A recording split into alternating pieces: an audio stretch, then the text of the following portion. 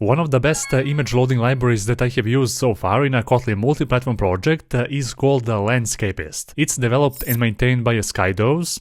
iOS, Android and desktop are the supported platforms, and you can choose one of the three main artifacts for a glide, coil and fresco. So far I have used coil. When adding it to your project, just be sure to add the right dependency for a KMP project, which is in this case a coil3 artifact. I already assume that you have cloned a KMP project template for a KMP wizard.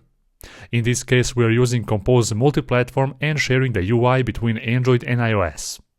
We're gonna call coil image composable function and pass a few parameters. I will specify a custom size as well as a rounded corner shape of this image. Then the image model parameter accepts any type.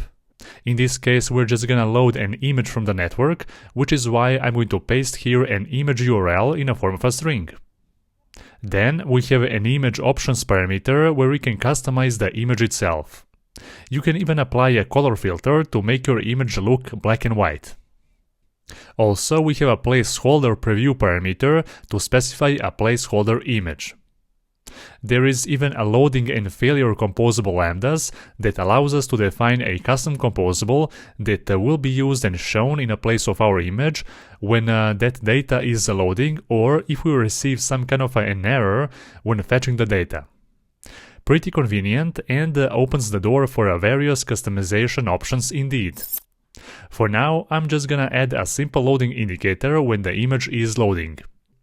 Keep in mind that this loading indicator in most cases will show only the first time you launch and fetch this image, because every next time this image will be cached locally, which is great. And if something bad happens and we get an error, just display a simple text saying oops. So let's launch the application on both Android and iOS.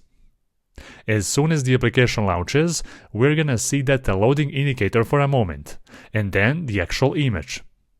Now let's try deleting those applications from their devices, then disable an internet connection, and relaunch those applications all over again.